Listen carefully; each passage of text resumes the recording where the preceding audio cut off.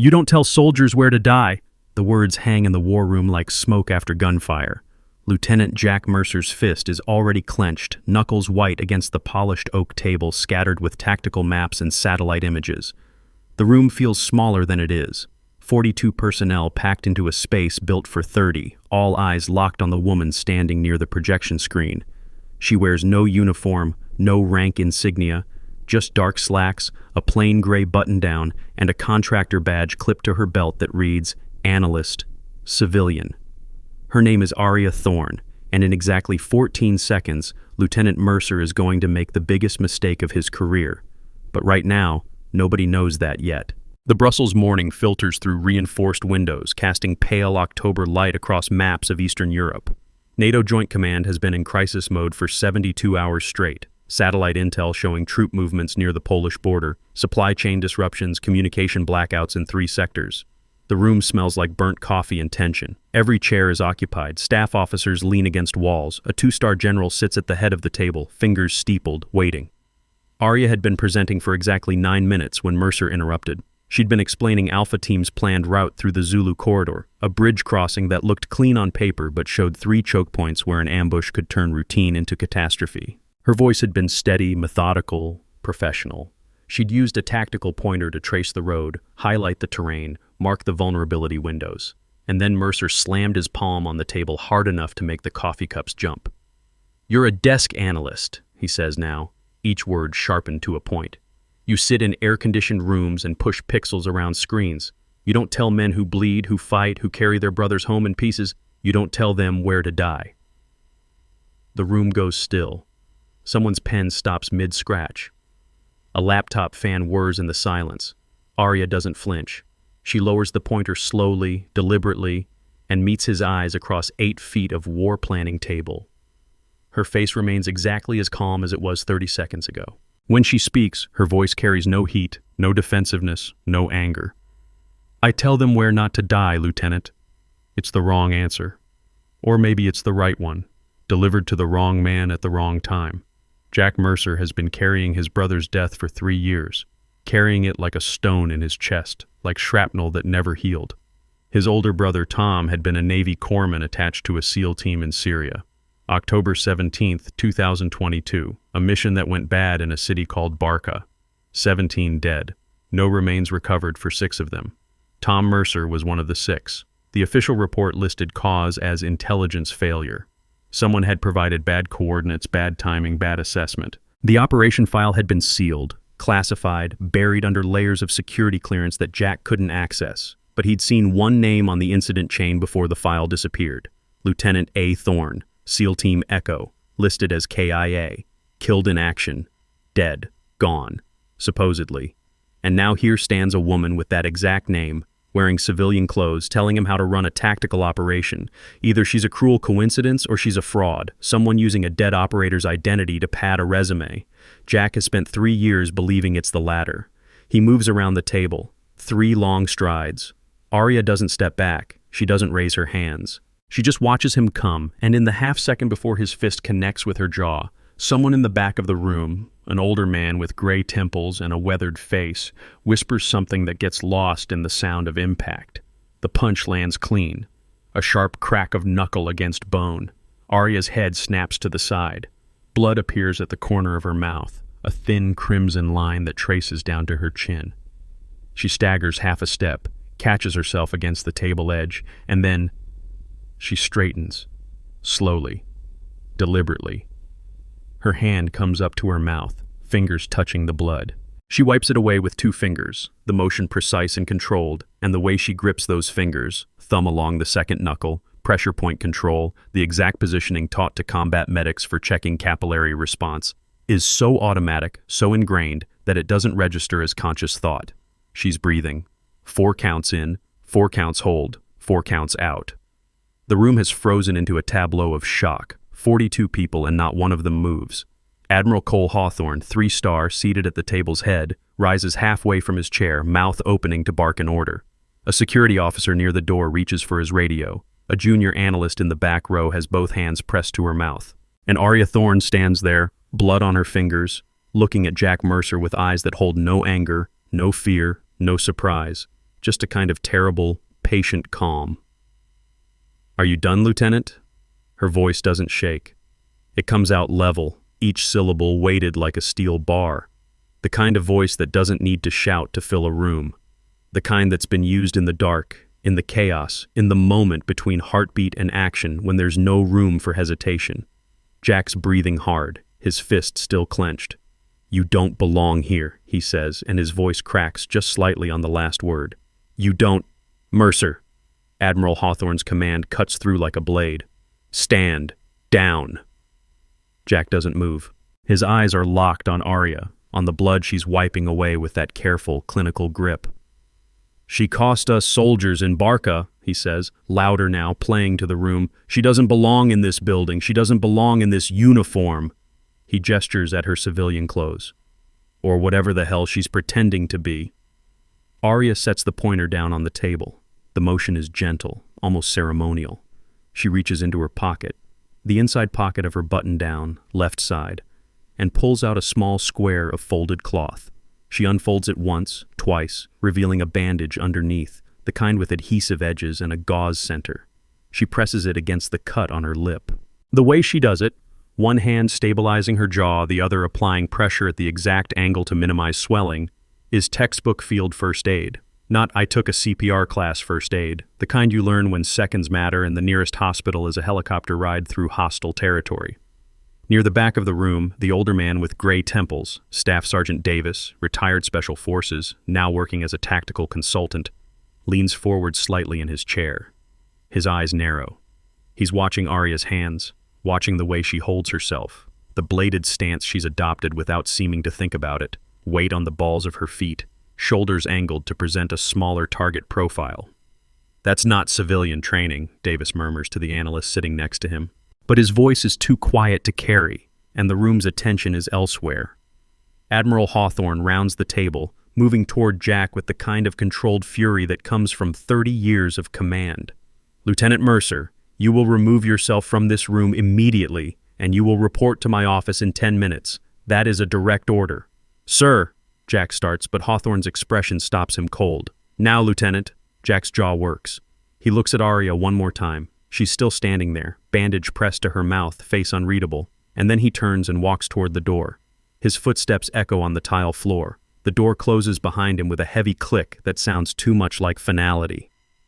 The room exhales. Conversations start in low murmurs. Someone offers Arya a chair. She shakes her head, still standing, still calm. She folds the bandage carefully and tucks it back into her pocket.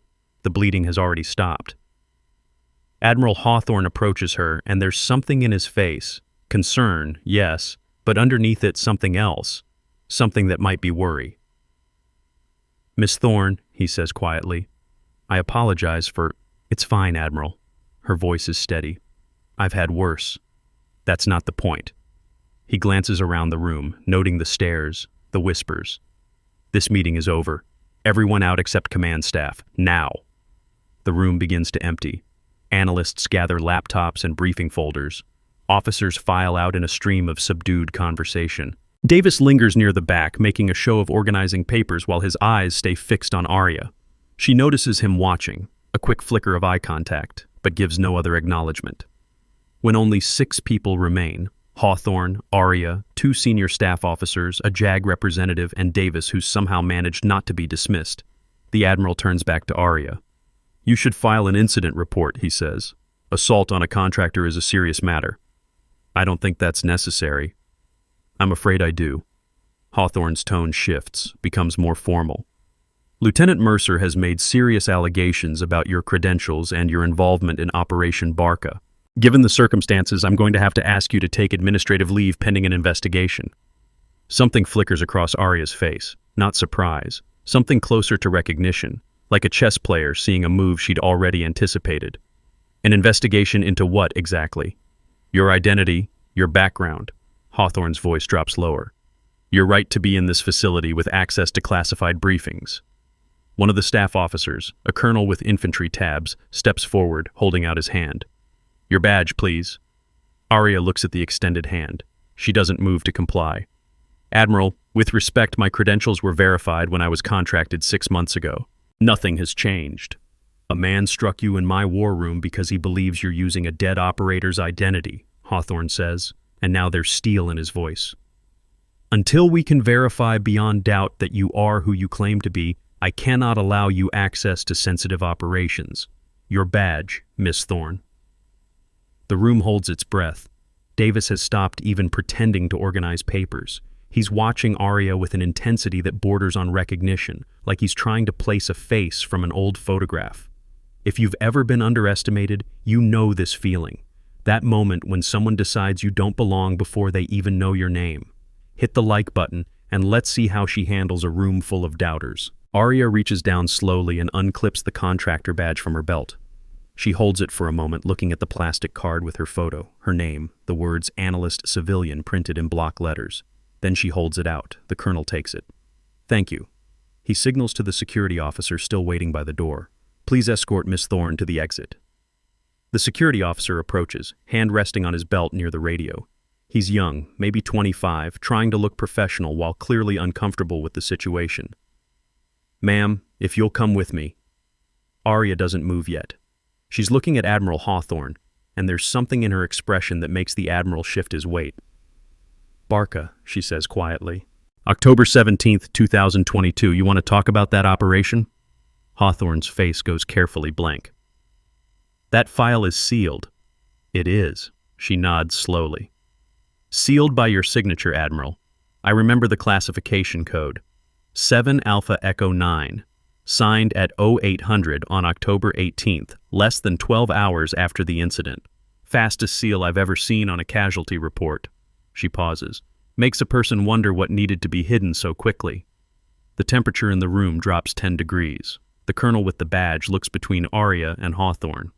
The JAG officer leans forward, suddenly alert. Miss Thorne, Hawthorne says, voice tight, you are out of line. Am I? She tilts her head slightly. Lieutenant Mercer called me a fraud. He thinks I'm impersonating Lieutenant A. Thorne, SEAL Team Echo, who was listed as KIA in Barca. He's not wrong to think that operator died. The file says so. Your signature says so. Another pause, deliberate as a held breath. But here's a question worth asking, Admiral. Who wrote the casualty report you signed? And did you verify the body count? Or did you just trust the numbers someone handed you? That's enough. Hawthorne's voice cracks like a whip. Security, remove her, now. The young security officer touches Arya's elbow, gentle but firm. Ma'am, please. She goes without resistance, letting herself be guided toward the door.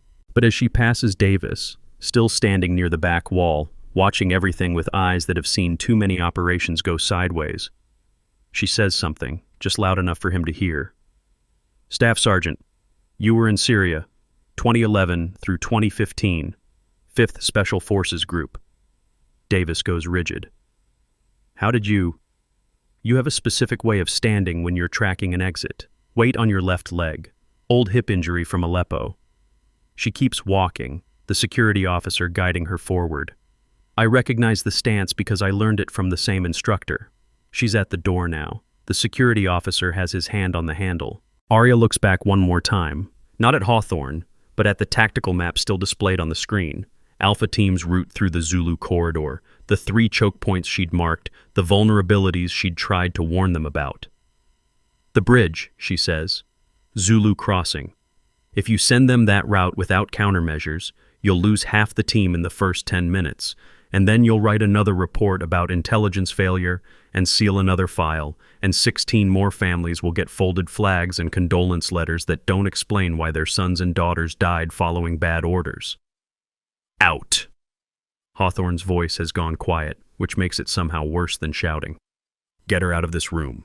The door opens. Arya steps through. The security officer follows, pulling the door closed behind them with a soft, final click. Inside the war room, 5 people stand in various states of tension and confusion. The JAG officer is already pulling out her phone. The colonel with Arya's badge looks at it like it might explode. And Admiral Hawthorne sinks slowly into his chair, both hands flat on the table, breathing carefully controlled. Davis finally speaks. Sir, permission to... Denied, Hawthorne snaps. Whatever you're about to say, Staff Sergeant, the answer is no. This meeting is concluded. All of you, out. Except you, Colonel. We need to talk. Davis hesitates for 5 seconds that feel longer. Then he gathers his materials and walks out, mind already racing through possibilities, through old memories, through the way Arya moved and spoke and held herself like someone who'd learned to be still under fire. In the hallway, Arya walks beside the security officer with no sign of distress. He keeps glancing at her, clearly uncertain how to handle escorting someone who just got punched in the face and then calmly called out a 3-star admiral. They pass offices and conference rooms, personnel in uniform and civilian clothes, all the machinery of military bureaucracy grinding through another crisis. They're halfway to the exit when the security officer's radio crackles. He listens to the voice, something about hold position verification required, and his expression shifts from uncomfortable to concerned. "Ma'am, I'm going to need you to wait here." Arya stops. They're standing in a side corridor near a water fountain and a set of restrooms. Morning light comes through a window at the far end. The officer's hand has moved closer to his sidearm, not touching it, just closer. "Am I being detained?" "Not detained. Just ask to wait. Someone's coming to speak with you." "Someone meaning?" Before he can answer, footsteps echo from the main corridor. Fast footsteps. Jack Mercer rounds the corner, and he's not alone. He's brought 2 other officers with him, both wearing MP armbands, and he's carrying a folder thick with printouts. The security officer straightens. "Lieutenant, I'm escorting Miss Thorne to—" "She's not leaving." Jack's voice is hard, final. He holds up the folder. "I pulled the file, the real file, A. Thorne, SEAL Team Echo." He opens it, shows a page with a photograph. "This is Lieutenant Thorne, killed in action, October 17th, 2022. Remains unrecovered due to secondary IED detonation." He points at Arya. "This woman is an imposter." Arya stands very still. The security officer looks between them, hand now definitely closer to his weapon. The 2 MPs spread out slightly, flanking positions, professional and ready. "Lieutenant," Arya says calmly, "you should look at that photograph more carefully." "I have." He steps closer, thrusting the folder toward her.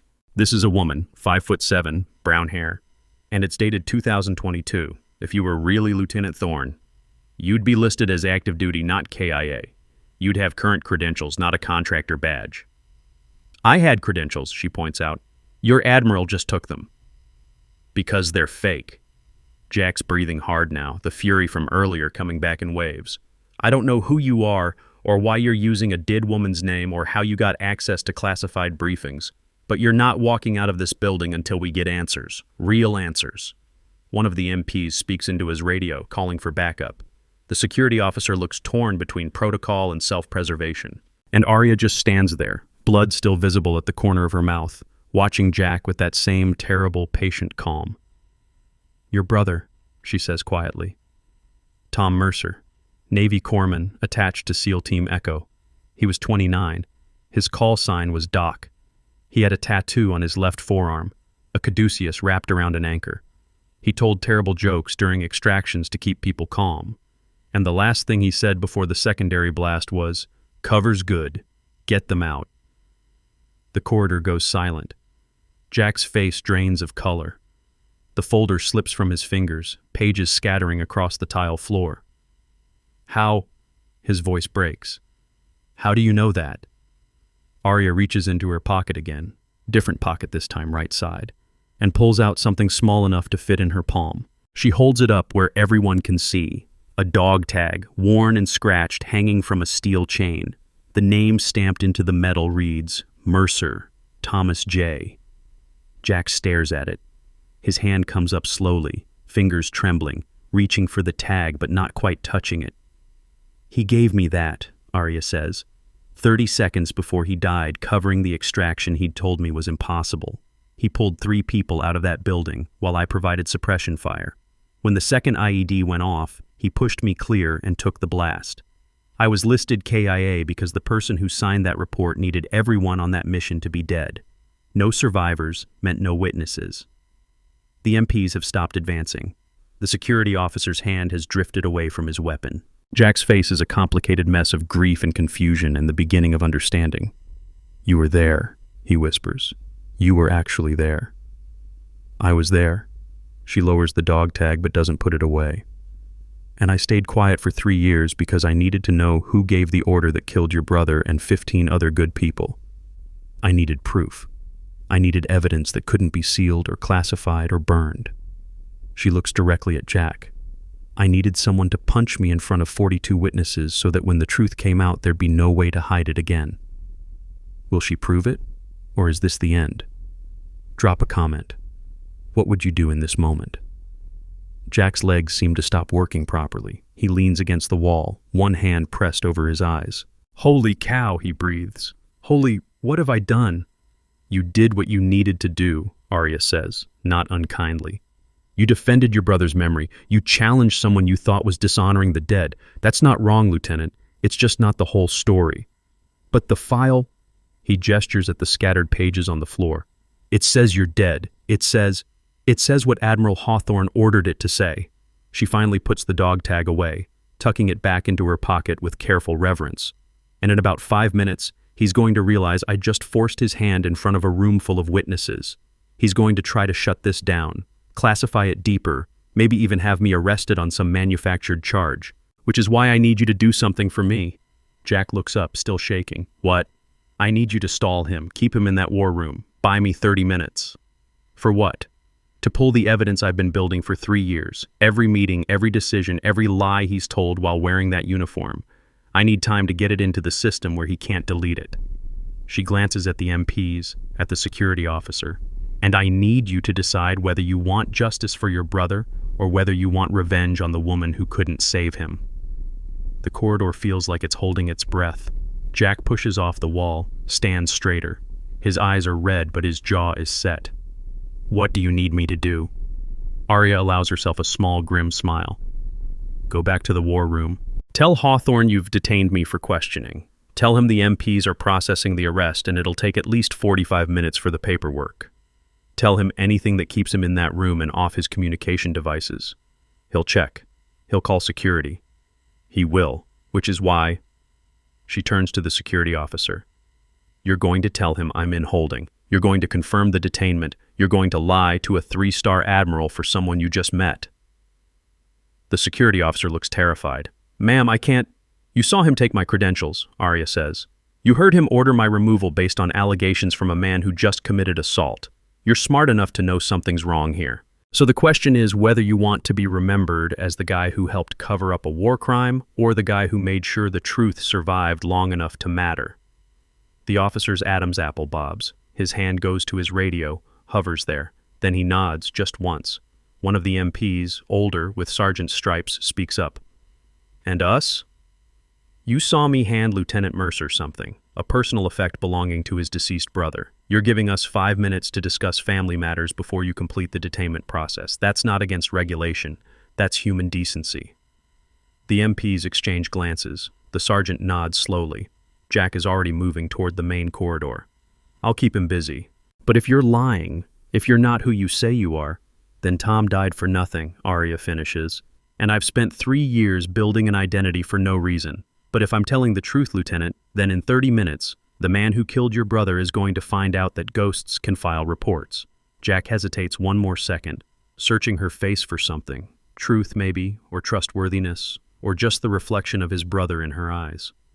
Whatever he finds, there must be enough, because he turns and runs back toward the war room.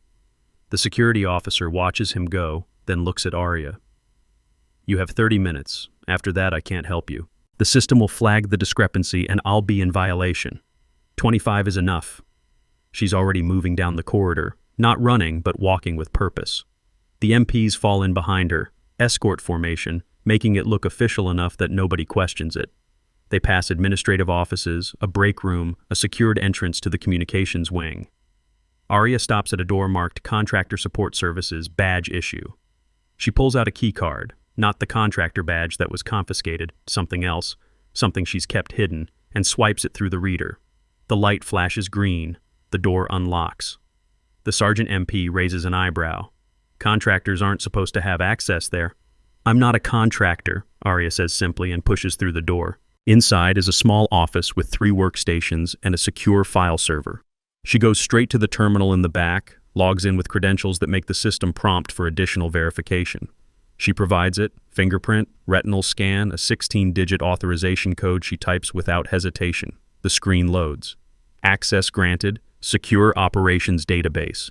She navigates through layers of security, pulling up files that have been sealed for 3 years. Operation Barca, SEAL Team Echo, casualty reports, command authorization chains, communication logs, UAV footage. Every piece of evidence she's spent 3 years quietly, carefully, legally gathering while pretending to be a civilian analyst. She copies everything to a secure partition, encrypts it with a key that only 2 people have access to, her and someone at JAG who's been waiting for this exact moment, and initiates the transfer. Upload initiated. Estimated time, 22 minutes. She leans back, watching the progress bar crawl across the screen, and for the first time since Jack Mercer punched her, something like emotion crosses her face. Not relief, not satisfaction, just exhaustion.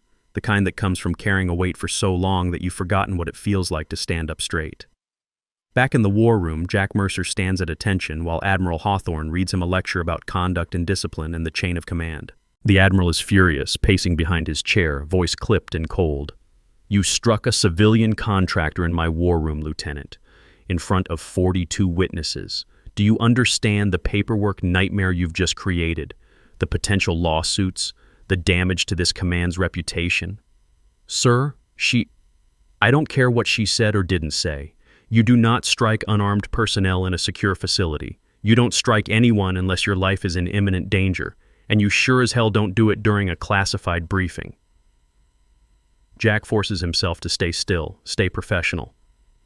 "Sir, I've detained her for questioning. MPs are processing the arrest now. It'll take at least 45 minutes for..." 45 minutes? Hawthorne stops pacing. "For what? She's a contractor." "You write her up, confiscate her access, and put her on the street.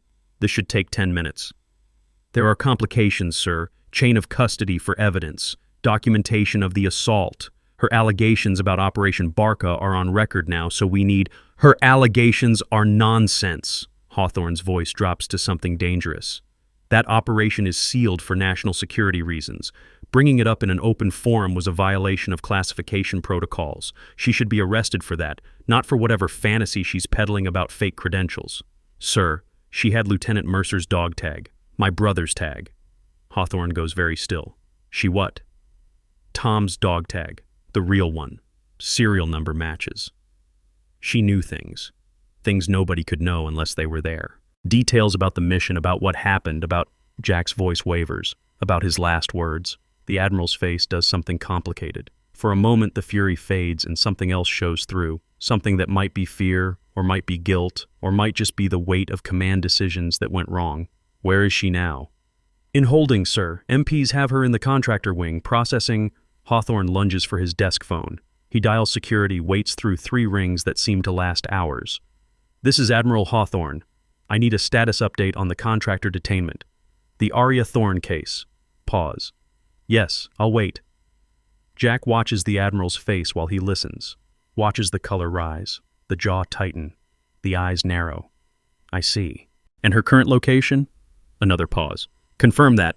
I want visual confirmation, not just radio check." Longer pause. "Understood. Have someone meet me there in 2 minutes." He slams the phone down, already moving toward the door. "She's not in holding. She's in contractor support services accessing the secure database. Someone gave her authorization codes." "That's impossible. You confiscated her badge." "Not her contractor badge." Hawthorne is halfway to the door. "Her operational badge. The one she's apparently had this whole time. The one that says she's exactly who she claims to be." He's gone before Jack can respond. Door swinging closed behind him. Footsteps echoing down the corridor at a near run. Jack stands alone in the war room, surrounded by maps and tactical plans and the ghost of his brother's memory, and realizes with slowly dawning certainty that Arya Thorne had been telling the truth. All of it. Back in contractor support services, the upload bar reaches 83%. Arya watches it climb, minute by minute, second by second. The MPs are stationed by the door, watching the corridor, ready to buy her whatever time they can. "Company coming," the sergeant says quietly. Heavy footsteps, multiple personnel. Arya doesn't look up from the screen. 86%. "How long?" 30 seconds, maybe less. "Not yet, Lieutenant," she murmurs to herself. echoing what she'd said in the war room. Not yet. The footsteps get louder. Voices in the corridor, sharp and commanding. Someone's barking orders. The door handle rattles. 91%. The door swings open. Admiral Hawthorne fills the doorway, flanked by 2 more MPs and a security supervisor. He sees Arya at the terminal, sees the progress bar on screen, and his face goes through several expressions in rapid succession before settling on cold fury. Step away from that computer. Now! Arya's finger hovers over the keyboard. 94%. Almost done, Admiral. I said step away. That's a direct order. You can't give me orders. She still doesn't look at him. 97%. I'm not under your command. I'm not even in your chain. You're in my facility, accessing my systems. Your facility, my systems, my clearance, my operation. 99%. You signed my death certificate 3 years ago, sir. Dead people don't follow orders. 100%. Upload complete. Files transferred to secured JAG server. Encryption active. She logs out, stands up slowly, and finally turns to face him. The screen behind her shows nothing now but a blank desktop. Everything she needed is already gone, already safe, already beyond his ability to delete or classify or bury. It's done, she says simply. Hawthorne's face has gone white. What have you done? I've filed a report, a full report. Every communication, every decision, every lie you've told to cover up the fact that you sent SEAL Team Echo into Barco without authorization, without backup, and without a viable extraction plan. When the mission failed, you declared everyone KIA to eliminate witnesses. You falsified casualty reports. You sealed the file within 12 hours to prevent investigation. And you've spent 3 years sleeping soundly while 16 families believed their loved ones died because of intelligence failure instead of command negligence. She steps toward him, and despite the 3-star rank on his shoulder, despite the MPs flanking him, despite every regulation and protocol that says a contractor doesn't approach a flag officer like this, he steps back. I stayed quiet, Arya continues, voice still level, still controlled, because I needed you to feel safe. I needed you to think the only witness was dead and buried. I needed you comfortable enough to keep making decisions, keep giving orders, keep leaving evidence. And I needed one more thing. What? I needed someone to punch me in front of 42 witnesses. Someone who could testify under oath that when confronted about my identity, I didn't run or hide or make excuses. I stood there, I took the hit, and then I proved exactly who I am by accessing systems that only active duty operators can reach. The Admiral's hands are shaking now. You engineered this. All of it. All of it, she confirms, including the part where you just tried to stop me from uploading evidence to a JAG-secured server, which a dozen people just witnessed. That's obstruction, Admiral. Add it to the list. The room stays silent for 5 long seconds. Then Hawthorne straightens, pulls himself together with visible effort, and gestures to the MPs. Arrest her. Unauthorized access. Violation of security protocols. Theft of classified materials. Already done, sir. The Sergeant MP who helped Arya earlier steps forward, but he's not reaching for his cuffs. He's holding up his phone, showing a text message that just came through. JAG has issued an order. Commander Thorne is to be released immediately and granted full access pending investigation review. That's coming from Colonel Reed, sir, Judge Advocate General's office. Hawthorne stares at the phone like it personally betrayed him. Reed is overstepping. This is my command. With respect, Admiral, when it comes to war crimes investigation, JAG supersedes command authority. The sergeant's voice is polite but immovable. Commander Thorne is free to go. You, sir, are requested to remain available for questioning. The other MPs in the room exchange glances. The security supervisor takes a subtle step back. And Admiral Cole Hawthorne realizes, in one terrible moment of clarity, that he's lost. Arya doesn't gloat. She doesn't smile. She just walks past him toward the door, and as she does, she says quietly, Tom Mercer told me to make it count. I've been counting, Admiral. Every lie, every cover-up, every family you let suffer with half-truths and sealed files. 3 years of counting. She reaches the doorway. The corridor beyond is filling with people now. Word has spread. Everyone wants to see what happens next. Davis is there, the old Special Forces sergeant, watching with eyes that finally understand. Other analysts, other officers, other contractors who've worked alongside someone they thought was nothing more than a quiet civilian. Not yet, Lieutenant, she says again, though Jack Mercer isn't here to hear it. And then she walks out, leaving the Admiral standing in an office full of witnesses, in a building full of evidence, with 3 years of careful, patient justice finally catching up to him at last. The corridor outside Contractor Support Services feels like the eye of a storm. Arya walks through a gauntlet of stairs, some confused, some hostile, most just uncertain. Nobody tries to stop her. The MPs who helped her fall into step behind, not as captors, but as something closer to honor guard. Davis emerges from a side office, falls in beside her without asking permission.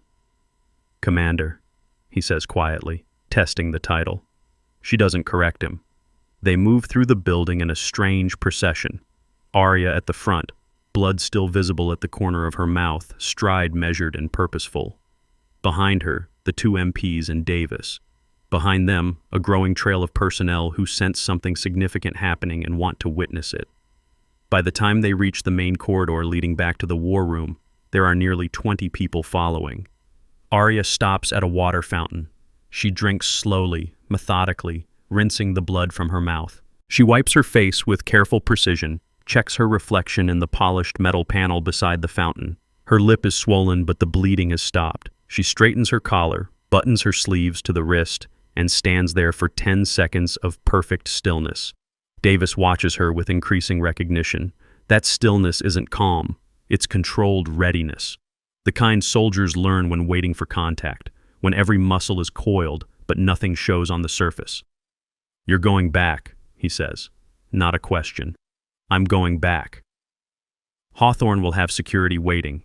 He'll try to shut you down before you can. He already tried. The files are uploaded. JAG has everything they need. She turns to face him fully. But the people in that war room deserve to see the truth with their own eyes. 42 witnesses saw me get punched for calling out bad tactics. They deserve to know why I was really there. This could go sideways fast. It already went sideways, Staff Sergeant. Now I'm bringing it back to center. She starts walking again. The crowd follows, swelling with each corridor they traverse. Word spreads faster than their footsteps. Something's happening. Someone's making a move. The civilian analyst who got punched is heading back to confront the Admiral. Personnel emerge from offices and briefing rooms, drawn by curiosity or concern, or the simple human instinct to witness confrontation. By the time Arya reaches the war room door, there are 40 people in the corridor. The door is closed. 2 security officers stand outside, hands near weapons, expressions professional but uncertain. Arya stops 3 feet from the door. She doesn't reach for the handle. She just stands there, waiting. One of the security officers, the same young man who escorted her out earlier, shifts his weight nervously. "Ma'am, the Admiral ordered that nobody—" "I'm not nobody." Her voice carries down the corridor, loud enough for everyone to hear. "And I'm not asking permission." She reaches into her jacket, the inside pocket, left side, where she'd pulled out the bandage earlier. But this time, what she withdraws is different. A black card, matte finish, no visible markings except a magnetic strip and a small metallic chip embedded in one corner. It looks nothing like the contractor badge that was confiscated. It looks like something that shouldn't exist outside of secure facilities and operational theaters. She holds it up where both security officers can see it clearly. The young officer's eyes go wide. The older one actually takes a step back. "That's," he starts, then stops, clearly uncertain whether he's supposed to acknowledge what he's seeing. "JSOC operator identification," Arya finishes for him. "Joint Special Operations Command, Level 1 clearance. Authorized for access to all NATO joint facilities and classified briefings up to and including eyes-only documentation." She lowers the card slightly. "Which means this door doesn't stay closed when I want it open." The older security officer reaches for his radio. "Sir, I need guidance. There's a situation at—" "Open the door," Arya says quietly. "Or I open it myself and you explain to your supervisor why you tried to obstruct a senior operator during an active investigation." The officers exchange glances. The older one makes a decision, steps aside, and opens the door. Arya walks through. The war room has changed since she left. The main tactical display is dark. Most of the personnel have been dismissed. Only a core group remains: Admiral Hawthorne at the head of the table, Colonel Reed from JAG, who must have arrived in the last 20 minutes, 3 senior staff officers, and Jack Mercer standing near the back wall looking like he's been through a psychological blender.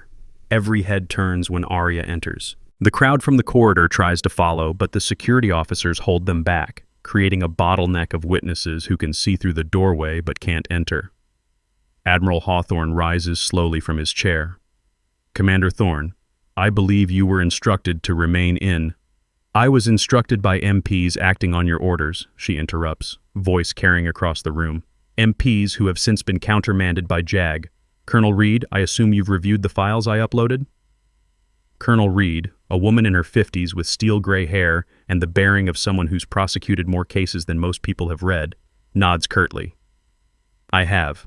Preliminary review confirms your credentials and raises substantial questions about Operation Barca command decisions." "Preliminary review based on unauthorized access," Hawthorne snaps. "She broke into secured systems, downloaded classified—" "She accessed systems using valid operator credentials that you yourself approved 3 years ago," Reed interrupts. "Credentials that were never revoked because you reported her killed in action. Dead people don't need credential revocation, do they, Admiral?" The room temperature drops. Jack straightens against the wall, suddenly very attentive. The staff officers are looking at Hawthorne with new expressions. Doubt, calculation, the beginning of distance. Arya walks to the table, to the exact spot where she stood when Jack hit her. She sets the black card down on the surface in the center of the tactical map, right over the Zulu corridor she'd been analyzing. The card sits there like a challenge, like evidence, like an accusation rendered in plastic and metal.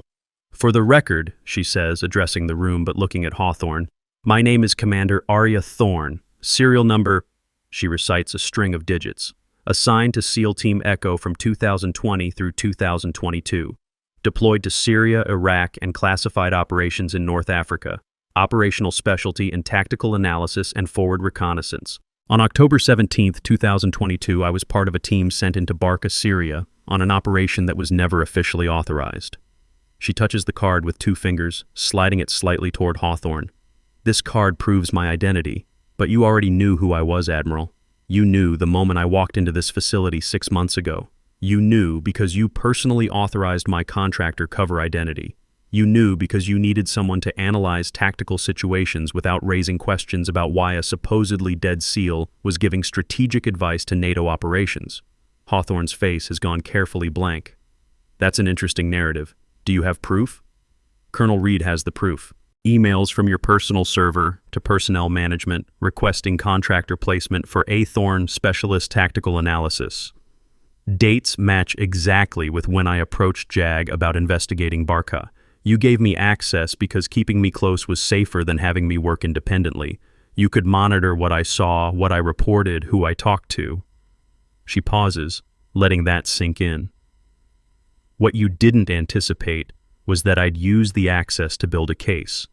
Every meeting where you made decisions based on flawed assumptions, every time you dismissed field intelligence in favor of political convenience, every shortcut you took that put soldiers at risk. I documented all of it, and I waited for the perfect moment to make it public." "And that moment was when?" one of the staff officers asks. "When someone hit me in front of 42 witnesses for doing my job." Arya gestures to her swollen lip. "Lieutenant Mercer thought I was a fraud. He believed A. Thorne died in Barca because that's what the official record says. He struck me because he thought I was dishonoring his brother's memory. What he actually did was create an incident so public, so documented, that Admiral Hawthorne couldn't make it disappear." Jack's voice comes from the back of the room, rough with emotion.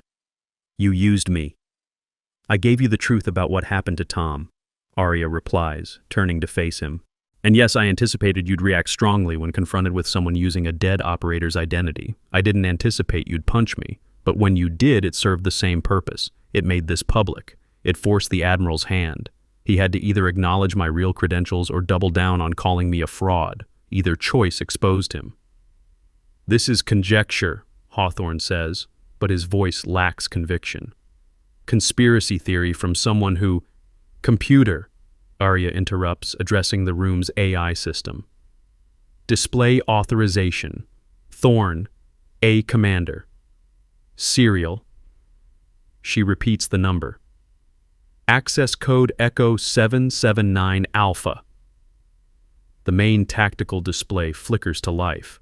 The NATO interface disappears, replaced by a different system, military-grade, secured, the kind of interface that only appears when someone with serious clearance is accessing sensitive files. Text appears on screen. Clearance verified. JSOC operator, access granted. Biometric confirmation required. Arya walks to the display panel and places her hand on the scanner. Light passes under her palm. A second later, her face appears on screen. Official service photo from 2022, wearing Navy working uniform, SEAL Trident visible on her chest. Commander Arya Thorne, USN, SEAL Team Echo. Status, active duty, classified assignment. The room erupts in gasps, whispers, shocked exclamations. Every person present is staring at the screen, then at Arya, then back at the screen. The resemblance is undeniable. The clearance is undeniable. The truth is suddenly, irrevocably undeniable. Davis, standing near the door, comes to attention and salutes. After a 3-second pause, 2 of the staff officers do the same. Then Jack, moving like he's in a dream, raises his hand in salute as well. Arya returns it, crisp and precise. At ease. Colonel Reed is already typing on her laptop, cross-referencing something. Admiral Hawthorne, the database shows Commander Thorne's status change from KIA to classified assignment occurred on November 3, 2022, 17 days after Barca. That change required approval from JSOC command level. Your signature is on the approval. Hawthorne is trapped, and he knows it. His options are evaporating like water on hot metal. The mission was compromised. We had to protect 16 families, Arya cuts in, voice hardening. 16 families spent 3 years believing their sons and daughters died because of intelligence failure. Tom Mercer's family, Sarah Chen's parents, Marcus Rodriguez's wife and 2 children. You let them grieve based on a lie because the truth would have exposed your negligence. She pulls up another file on the screen. UAV footage, grainy and harsh, dated October 17th, 2022.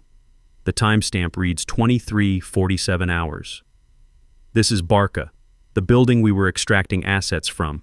You can see the team entering here. She points to figures moving through a doorway. And here's the position you assigned for Overwatch and extraction support. The camera pans to an empty rooftop. No support arrived, no helicopter on station, no QRF on standby. You sent us in with a 30-minute window and no backup because officially we weren't there. The operation wasn't authorized through proper channels. You were running a side mission to gather intelligence for a political advantage, and when it went wrong, you erased everyone involved. The footage continues. An explosion lights up the screen, the first IED that collapsed part of the building. Figures scrambling, pulling people through rubble. Another explosion, bigger, right where the team had been staging casualties for evacuation. When the dust clears, the footage shows only debris and fire. 17 people entered that building, Arya says quietly. 1 person walked out, me. I made it to the extraction point where no extraction waited. I survived on fieldcraft and luck until I reached friendly lines 48 hours later. By then, Admiral Hawthorne had already filed the casualty reports listing everyone as KIA with remains unrecovered. He'd already sealed the operation file. He'd already started erasing evidence. She closes the footage, turns back to face the room. You want to know why I stayed quiet? Why I let you all think I was just a contractor, just an analyst, just someone who reads reports and makes suggestions? The room is silent, waiting. Justice is coming. Share this if you believe the truth always surfaces. Because I needed you comfortable, Arya says, each word deliberate. Comfortable enough to think the dead can't testify. You erased 16 operators, good men and women who served with honor to cover one illegal deployment. You told Jack his brother died from intel failure. Truth is, Tom died covering your retreat when you abandoned us. I wore civilian clothes so you'd forget I was watching. Every meeting, every decision, every lie, I cataloged. You wanted ghosts? I became one. I waited 3 years building evidence, documenting patterns, establishing proof that couldn't be dismissed as hearsay or vendetta. I needed you to feel safe enough to keep operating, keep making decisions, keep leaving evidence, and I needed one final piece. What piece? Colonel Reed asks. I needed him to try to silence me in front of witnesses. When Lieutenant Mercer struck me, Admiral Hawthorne had a choice: acknowledge my real credentials to defuse the situation or maintain the cover story and treat me as a fraud. He chose the cover story. He confiscated my contractor badge and ordered my removal. In doing so, he demonstrated he's still actively concealing the truth about Barca. That's ongoing obstruction of justice. That makes it current, not historical. Hawthorne's hands grip the edge of the table. This is entrapment. You manipulated, I gave you every opportunity to do the right thing, Arya interrupts. 3 years of opportunities. Every time we discussed operations similar to Barca, I flagged the risks. Every time you dismissed field intelligence, I documented it. I even gave you the chance today, when I warned about the Zulu corridor, when I told you sending Alpha Team that route would get people killed. You didn't listen because you never listen. You make decisions based on politics and convenience, and soldiers pay the price. She pulls up one more file, communications logs from this morning. 2 hours ago, while this meeting was happening, Alpha Team deployed to the Zulu corridor, against my recommendation, following your orders. She highlights a radio transmission, plays it over the room speakers. Alpha 1 to command, we have visual on bridge structure. Multiple choke points as briefed. Requesting permission to delay crossing for reconnaissance. A response comes through. Hawthorne's voice, clipped and impatient. Alpha 1, negative on delay. You have a 30-minute window. Proceed as planned. Another transmission, 9 minutes later. Alpha 1 to command. We have movement in structures on north side. Possible hostile. Static. Explosions in the background. Shouting. Then silence. Arya stops the playback. Alpha Team hit an ambush exactly where I predicted. 3 wounded, 1 critical. They're currently pinned down, waiting for extraction that's delayed because the route back is compromised. They'll survive, because I notified QRF about the real situation while you were focused on having me removed from the building. But they're wounded because you refused to listen to tactical analysis that contradicted your timeline. The room has gone from shocked to horrified. Jack looks like he might be sick. Colonel Reed is typing furiously, documenting everything. The staff officers are edging away from Hawthorne as if proximity might contaminate them.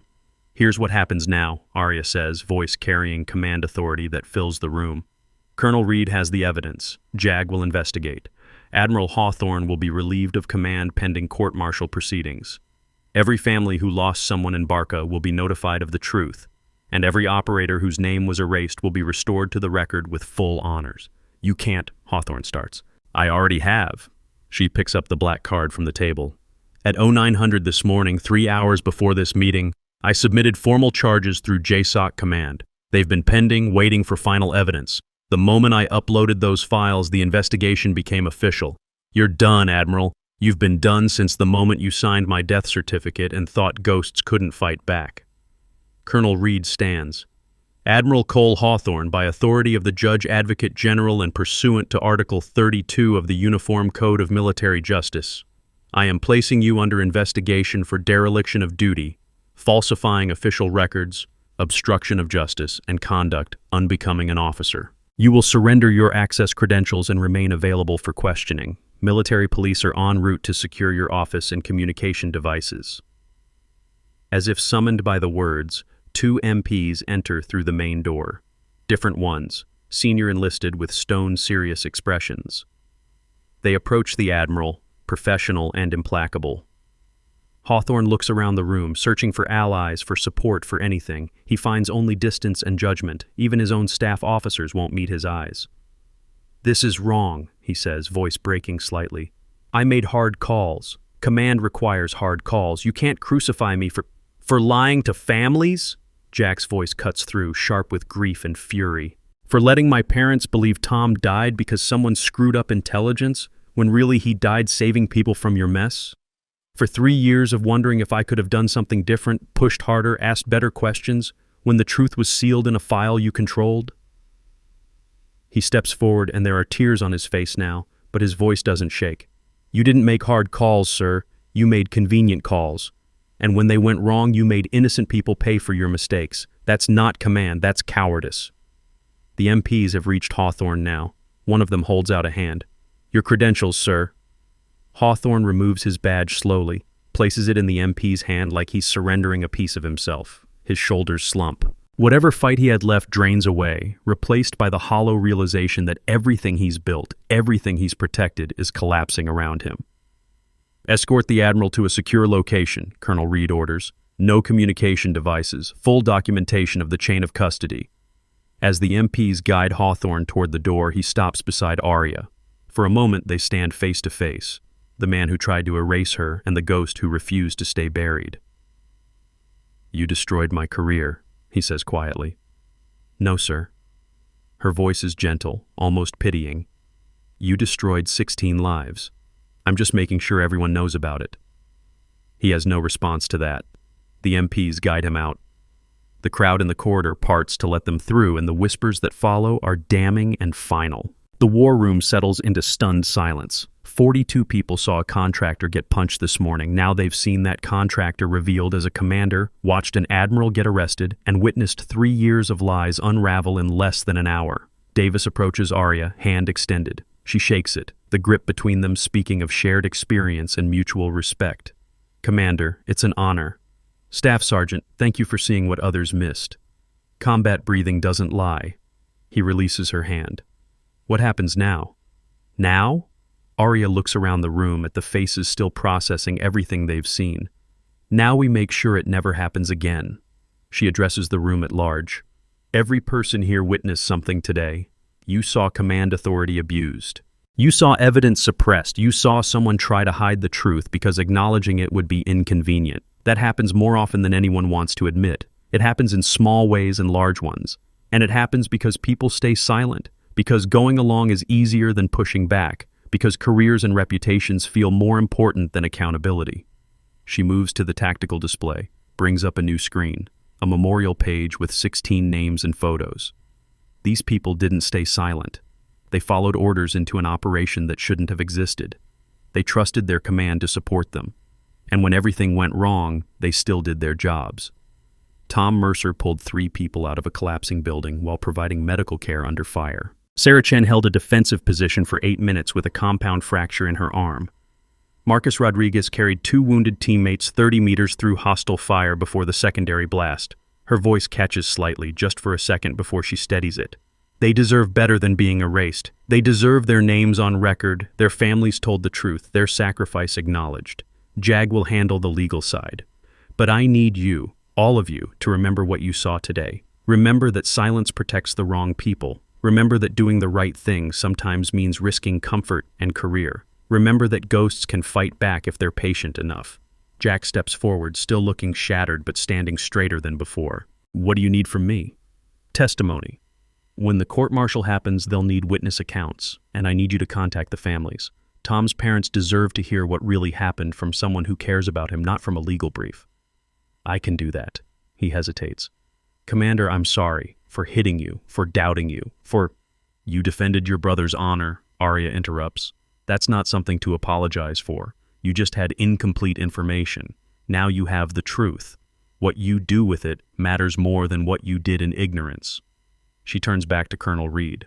The files include recommendations for systemic reforms, oversight requirements for classified operations, mandatory 3-officer approval for records changes, protected channels for reporting command misconduct. None of it's revolutionary, it's just common sense implemented in policy. Reed nods. I'll make sure it gets to the right committees. This is going to create waves, Commander. Pentagon level, congressional oversight level. You prepared for that? I've been preparing for 3 years. Fair enough. Reed closes her laptop. You'll need to provide formal testimony over the next several weeks. Expect depositions, interviews, possibly public hearings if it goes that route. Your operational status will be protected, but your identity as a witness won't be. Understood. The room begins to empty as personnel file out, some still in shock, others already pulling out phones to make calls. The tactical display shows Alpha Team's position, wounded but stable, extraction in progress. The mission Arya had tried to prevent has ended in casualties, but not fatalities. Small mercy in a day full of hard truths. Within 24 hours, Admiral Hawthorne is formally charged with 7 counts, including dereliction of duty, falsifying records, and obstruction of justice. Within 48 hours, 3 additional officers connected to the Barca cover-up are suspended pending investigation. Within a week, the story breaks in military channels, carefully redacted for operational security, but devastating in its implications. 16 families receive notifications. 16 sets of records are corrected.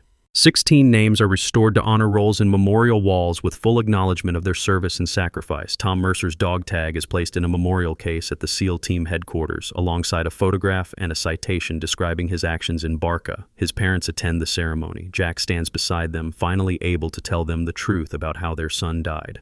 Not from intelligence failure, but from courage and selflessness in impossible circumstances. Arya attends in full uniform for the first time in 3 years.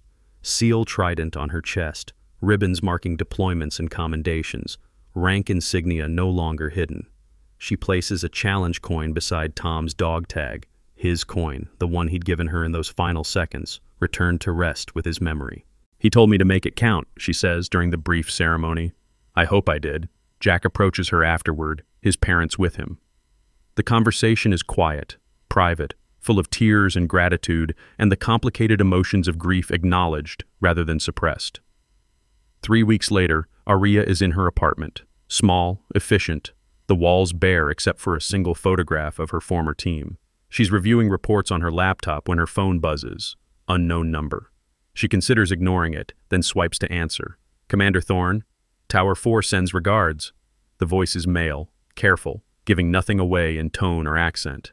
Barca wasn't the only sight. She sits up straighter, every nerve suddenly alert. "Explain. GPS coordinates incoming. 3 additional locations, same time frame as your operation. Similar patterns, similar erasures." A pause. "Someone wants you to know you weren't an isolated incident." The phone pings. A text message appears. 3 sets of coordinates, 2 in Syria, 1 in Iraq. Below them, a single line of text. "How many ghosts are left?" The call disconnects. Aria stares at the coordinates, mind already analyzing, calculating, recognizing the implications. If Barca wasn't unique, if there were other operations run off-book and covered up, then the corruption goes deeper than one admiral's negligence. It suggests a pattern, a system, a network of people making convenient decisions and erasing the evidence. She takes a screenshot of the coordinates, begins a new file on her laptop, marks it Follow-up Investigation, Priority 1. Her phone buzzes again.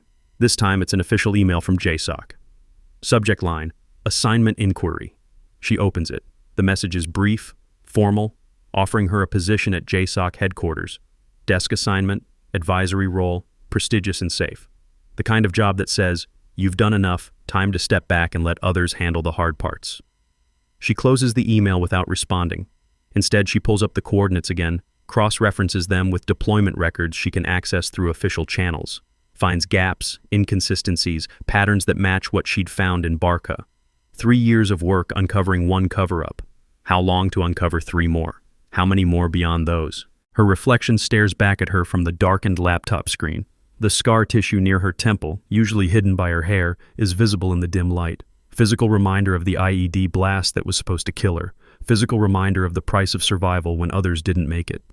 She thinks about Tom Mercer's last words. Make it count. She thinks about Davis saluting her in the war room, recognition and respect in the gesture. She thinks about Jack's face when he realized the truth, grief transforming into purpose. She thinks about the memorial ceremony, 16 names finally honored, 16 families finally given truth instead of lies. And she thinks about the question on her phone. How many ghosts are left? Aria closes the laptop, stands, moves to the window. The city spreads out below, lights against darkness. Thousands of people living their lives with no idea what happens in the shadows, what decisions get made in secure facilities, what prices get paid by soldiers who follow orders into situations that should never exist. She's tired. 3 years of patience, of careful documentation, of playing a role, of carrying the weight of dead teammates while pretending to be someone powerless and overlooked. It would be easy to accept the desk job, to step back, to say she's done enough. But the coordinates on her phone say there are more stories buried, more families living with lies, more ghosts who haven't been given the chance to speak. She returns to her laptop, opens a response to the JSOC email. "Thank you for the offer. I respectfully decline. Currently pursuing independent investigation. Will notify when available for reassignment." She hits send before she can reconsider. Then she opens the new file, begins entering the coordinates, starts building another case. The work is familiar now, methodical, patient, thorough. She knows how to build evidence that can't be dismissed. She knows how to wait for the right moment. She knows how to be a ghost when necessary and a voice when it matters. Outside her window, the city continues its rhythm, unaware that somewhere in a small apartment, someone is counting again. Counting lies, counting cover-ups, counting the cost of command decisions made for convenience instead of honor, and preparing to make sure those counts, too, reach their reckoning. "Justice isn't loud," she murmurs to the empty room, echoing the thought that sustained her through 3 years of silence. It's patient. She glances at the coordinates one more time, then at the memorial photograph on her wall, her team, alive and laughing, before everything went wrong. I'm still counting, she tells them, and I've been very, very patient. The laptop screen glows in the darkness, waiting for her next move. And Arya Thorne, no longer dead, no longer hidden, settles in to begin the long work of uncovering the next buried truth. Because some ghosts don't rest until every story is told, every name is honored, and every convenient lie is finally dragged into the light. Every soldier carry a story that few ever hear. Listen with your heart. Thank you for staying and watching. Subscribe to MVB Story for more.